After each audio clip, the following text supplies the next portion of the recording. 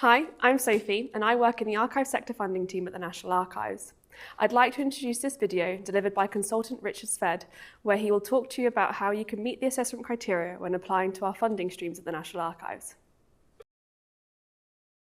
Hello, I'm Richard, and welcome to this film about the assessment criteria used by the National Archives in our grant-making work. In this film, we're going to discuss the 5 assessment criteria which cut across all of our grant-making activities and give you an insight into what each of them means, both in theory and in practice, and how you can best show us how you meet these criteria in your applications. We will talk about some of the common areas of weakness we've seen in past applications, and we'll give you some top tips on how to make your responses as strong as possible. Our main aim is to help you to make the best application you can for funding from the National Archives, and indeed any other grant makers you may approach for support. Most of the elements discussed in this video would be needed when applying to any funder, such as explaining your project, talking about its intended outcomes, how you will deliver it, and what it will cost, for example. We hope the information provided here will therefore be helpful to you more broadly when submitting applications to funders.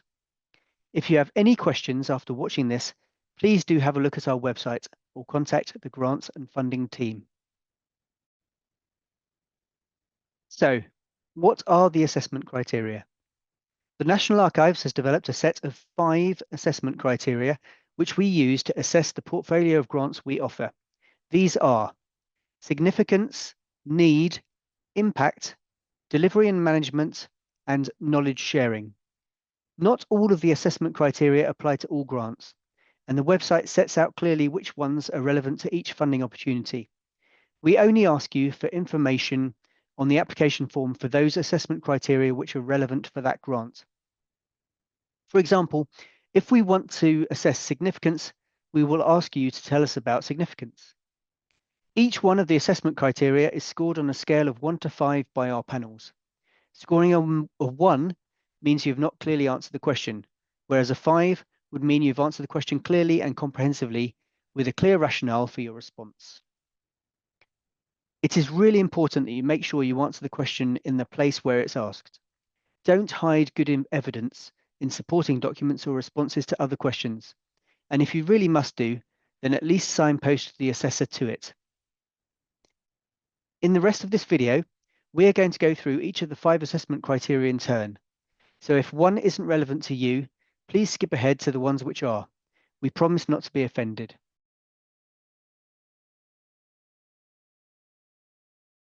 We know that all archival collections are important to someone, somewhere, or for some reason. But we can't fund everything as there are, unfortunately, limited amounts available. Significance is about demonstrating why we should support your collection. As a government funder, the National Archives is committed to supporting the preservation and use of significant archival collections within the United Kingdom. This means we need you to tell us why your collection is important, unique, and of a clear value to audiences of today and in the future. There's no one way to do this. Significance means different things to different audiences. So one way to understand this might be to put yourself in the shoes of the audience who values your collection, those who see it as significant. What is it about your collection that brings them insight or value? It's really important that when you tell us about the significance of your collection, you focus on that collection or element of it that you're asking for support around. Of course, your wider collection might also be important, but we really want you to tell us about the specific archive that you're looking for our grant to support. There are 6 areas which might help you to consider how your collection is significant. You don't have to meet each of these 6 prompts, and it's fine if just 1 or 2 apply to your collection. But we find that the more you can include, the easier it is for our assessors to determine the significance. If there are limitations, then tell us that too. 1. Perhaps your collection has been created, collected, or used by someone of historical note or importance. If there is demonstrable provenance to the collection, this could be one way to demonstrate its significance. 2. It may be that your collection is particularly rare or unusual. We especially want to know if it's a particularly excellent example of that type of collection. 3. Whilst a collection in excellent condition or state of completeness isn't a requirement of our funding. If your collection offers this, then do tell us about it, as this could be a good indicator of its significance, particularly if the state of the collection offers us an insight into what it offers your audiences. 4. Some collections will be significant in a way which relates to society. It may be that a collection has particular historical, cultural, or scientific relevance, for example. In this case, it might bring to life stories of particular people, groups, organizations, events, places, beliefs, or practices. This might be something very wide or something quite local and specific. Again, understanding why this is significant for your audience is important here. 5. Maybe your collection evokes a strong emotional or sensory impact in your audiences. Perhaps the collection takes a particularly creative or unusual approach to the way it's stored, collated, or shown. We want to know if that's the case. 6. Or finally, we're keen to know if your collection could support your organization to be more resilient or sustainable by helping generate income or boost the profile for your organization or community. Let's take something we can all relate to as an example. In my collection, there is an old mobile telephone from the 1990s. The person who donated the phone to the collection was the original purchaser and also provided a receipt. That's its provenance. But secondly, it was mass produced, so it isn't rare or unusual. 3, it's been used and shows wear and tear, so its condition is not perfect. 4, it is a relatively modern phone with some basic functions, so it represents scientific progress in technology and cultural shifts in communication. 5, some people would have had a mobile of the same type in their past, perhaps their first ever mobile, so it may elicit some emotional or sensory responses from others in the form of nostalgia. 6, it may also be relevant to specific audiences, or perhaps a TV company might be looking for props for a drama set in the 1990s. So there is some, albeit limited, commercial value. Remember, you don't have to meet all these prompts. They're just ideas for you to consider as you respond to the significance questions. On the screen, you can see a redacted example answer taken from an application to the National Archives. We have highlighted the points at which they have referenced the 6 criteria for significance using the color coding shown. The answer clearly sets out the ways in which the collection has provenance, notes what is unusual about it, and states how it is important to those in the community. We can see some reference to its completeness and how different audiences engage with it. Finally, there is reference to how the work can support long-term resilience of the archive. It's important that you focus on why the collection is relevant, the story it tells us, and the impact it has on your audiences. Often, answers focus too narrowly on content, but here we want to know why your collection is important. Does a collection elicit sensory or emotional responses from your audience? Perhaps it's particularly marketable, or there are commercial prospects which you want to develop, or perhaps you have existing interest in the collection which you want to build on. As a top tip, echo our language in your application. So, for example, if you're saying your collection can evoke a strong emotional or sensory impact, you might want to tell us about how this looks or feels. Rather than just saying, passports of people who were part of the Windrush generation can elicit an emotional response, you could tell us, we know our archive can invoke strong emotional responses and have had people cry when seeing their grandparents' passports as part of our Windrush collection.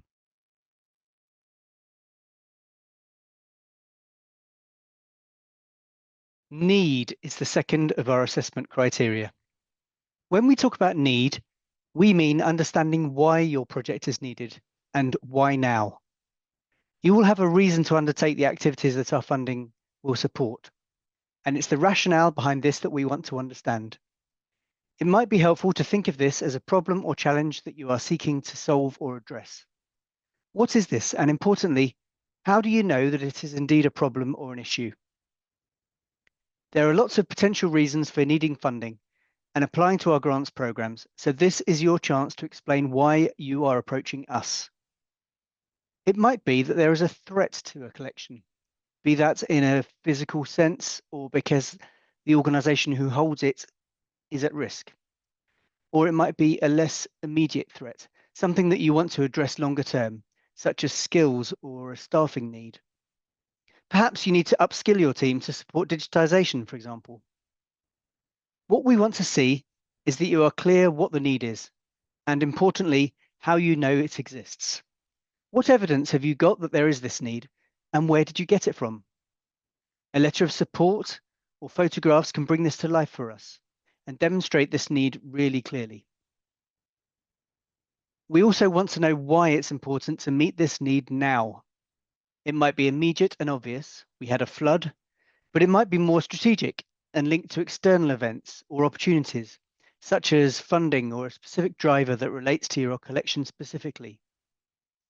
You might want to use this space to explain why your organization needs our funding for this particular work, especially if your organization is large or perceived as being well funded. If this applies to you, make sure you tell us why your project can't access your organizational resources, as it will help our funding panels to understand the context behind your request. The example shown on the screen here is highlighted with where the answer provides us with the context behind the need, or the rationale, and provides information on why this is a need for now. The application is for a skills bursary, and we can also see information on why the need exists and how this relates to what is going on in the wider organization. Sometimes applicants choose to tell us why they want to undertake a project rather than why it is needed. These are different things. Just because your project aligns with your organizational strategy or aims doesn't mean that it's needed. Finally, make sure you read the question we ask for each grant, as they vary slightly. We always want you to tell us why your project needs to happen now, but we ask you to focus on certain things which are relevant to that grant opportunity and its aims.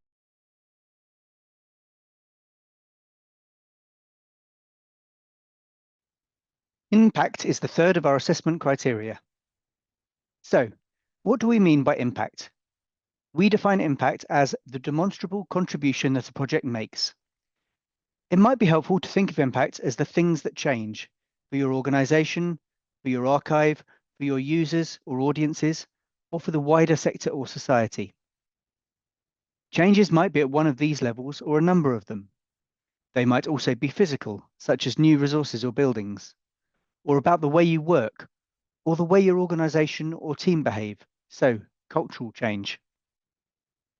Another way to think about answering the question around impact is to ask yourself, so what? So what if we do this? What will be different when we've done this work? It might even be easier for you to articulate what the case would be if you didn't do this work. When you think about your impact, you can always think about the short, medium, or long-term changes your project will bring about. Are you expecting to see immediate changes, or will they be seen in a year's time, or in 10 years' time? It might be that they are all of these things.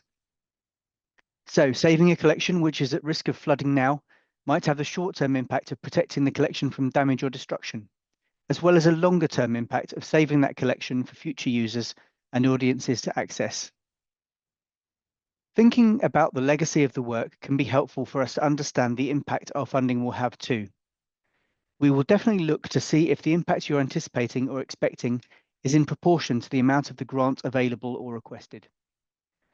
We're not expecting to see wholesale organisational cultural change with a £500 grant, but at the same time, if we're giving you a larger sum, we will want to see that you expect the impact to reach beyond your organisation. Another thing we want to understand is the impact that your project will have on users of your archive, as these are ultimately the people who you are working for. Whilst not all our grants programs are about user engagement, we do look for how your project will preserve, open, or increase access to, or change behavior relating to your archive.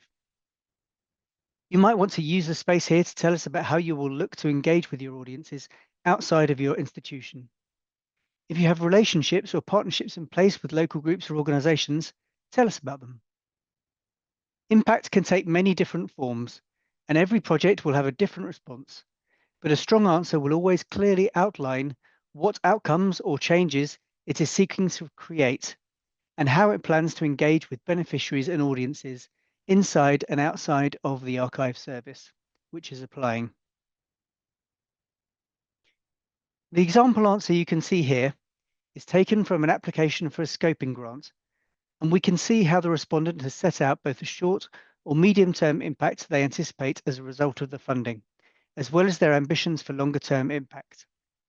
They have also included a reference to why this is relevant to their organisation and how it will help them meet their wider objectives, showing a range of impacts. Finally, they have clearly set out how this work will impact various user groups. Be careful not to focus on the impact just for individuals or organisations. Even if you're applying for a skills bursary to support one person, remember to think about the wider impact this will have. If they are better at cataloguing, well, great, but so what? Does this mean your collection is more accessible? Does it mean greater numbers of people can access the information you hold? Tell us why it's important to audiences, users, and even wider society. As with need, make sure you read the impact question we ask for each grant carefully, as they vary slightly. We always want you to tell us what the potential impact of your project might be, but we ask you to focus on certain things which are relevant to that grant opportunity and its aims. Do take care in your response.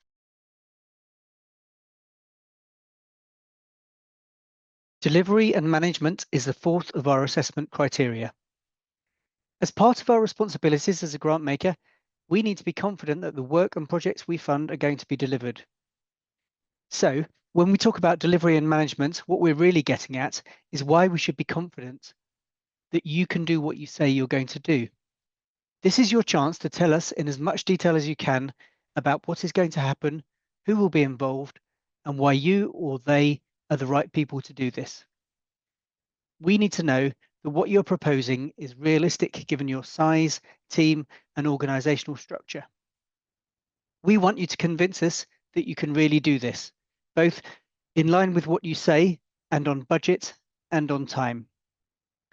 You can also use the delivery and management section to tell us the rationale for any non-staff expenditure that you need to deliver your project. Again, this is about helping us to understand why the approach you are taking is the right one. The delivery and management questions on all the grant application forms ask you to tell us about the people involved, how you'll manage your project, any risks you've identified, and how you will manage these. We want to understand your approach to all three of these things. Firstly, in relation to people, we want to know about who will deliver the work. You may want to use this space to tell us about whether the people who will work on the project are paid or voluntary. If you're bringing in new staff, tell us about that process.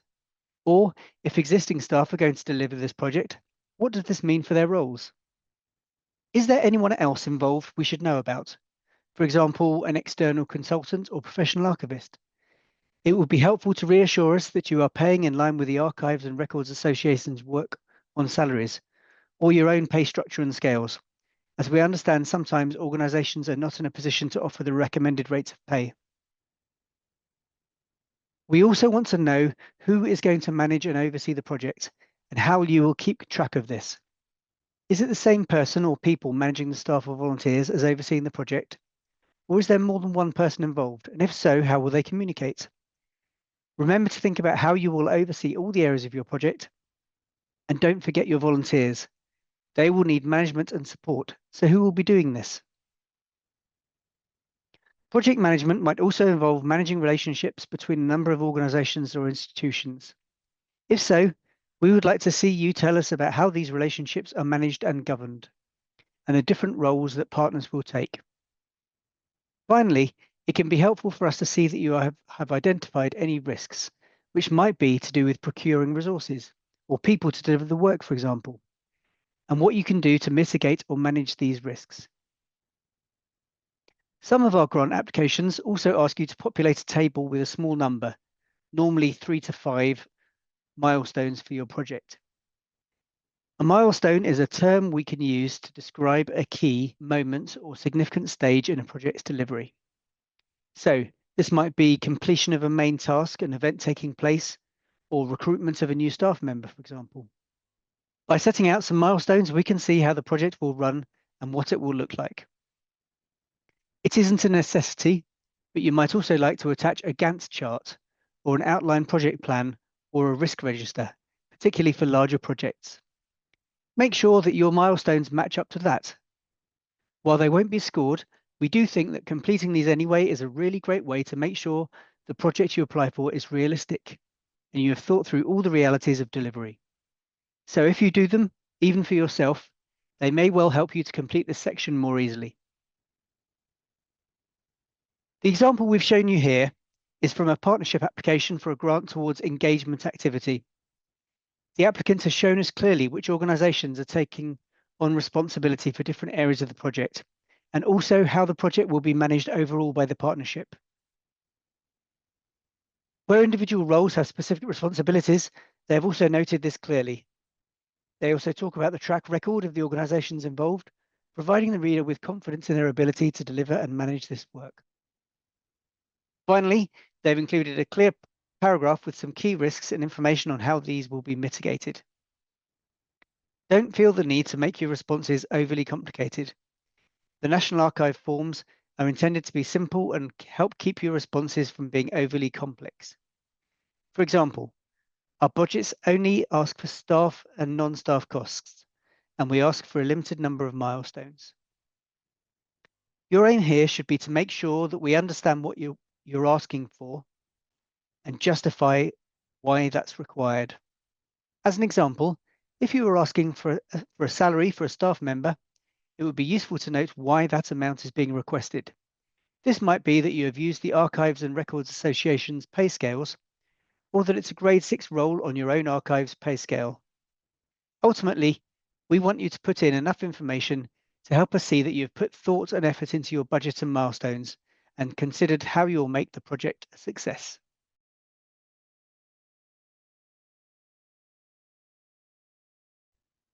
Knowledge sharing is the final element of our assessment criteria. Knowledge sharing refers to the ways in which understanding, experiences, and learning and resources which are generated by the projects and activities we fund are disseminated. Part of the National Archives' role is to support the archive sector across the UK, and sharing knowledge is one of the ways we lead in this area. And it's important for some of our grant programmes that we consider how we can have a wider impact through sharing what we learn and know. Much as we would like to, we can't fund everything. So knowledge sharing allows us to see how our grants have a broader impact beyond the person, organisation, institution or collection which our funding supports. We would like you to tell us how you will share your learning or the knowledge you generate both internally to your colleagues and wider team in your own organisation, but also externally to your audiences or even the wider archive sector. There are lots of ways you can do this, and we don't want to prescribe what this looks like. Depending on what you are aiming to share and your organizational capacity and skills, this might look very different. It might include materials such as articles, publications, or toolkits. Perhaps you're able to present at conferences, events, or host your own workshops. Or you might choose to use more informal dissemination activities, such as infographics or videos shared on social media. Perhaps you're part of a network of organizations or individuals. This can be an important way of sharing knowledge and outputs, and telling us how you will work with others through networking or collaboration will help you to score well under this criteria. Remember that as a government funder, the National Archives must consider value for money, collaboration, and working together. So applying as a network, partnership, or consortia will inevitably mean that our funding goes further. What we want to see is that you have thought about who the audiences are for your knowledge and that this is the right way to reach them. Accessibility is important, and we would like to see that you have thought about this too. How will you ensure that people from different communities and groups will be able to access your knowledge sharing activities? What will you do to remove barriers around physical access, language, or cost, for example? We have chosen an example from an application for a resilience grant to demonstrate how you can answer our knowledge sharing questions. The project, which seeks to digitize its content, has set out here how it will share this information with others and we can see a range of ways in which it will do this set out, along with some of the key audiences they intend to reach as a result of the knowledge sharing activity. The applicant has also given us details of their network, listing out a number of partners, which we have redacted here, who they have existing relationships with, and setting out their track record of working with others. Remember to tell us about how you will share knowledge, not just internally, but externally too. We want you to think bigger than just within your organization. Can you share what you learn with volunteers, users, other archives, heritage professionals, or even the National Archives itself? What other networks or regional groups might be interested in your project or the outcomes you create? Can you work with them to disseminate your work more widely? Can you speak to your local authority, the sector development managers in the National Archives Regional and Networks team, or our home nations partners to help identify links? Or, finally, for this film, perhaps you can ask others, or even have a look online for new places, networks, or groups to contact. Thank you for watching this film, and good luck with your applications.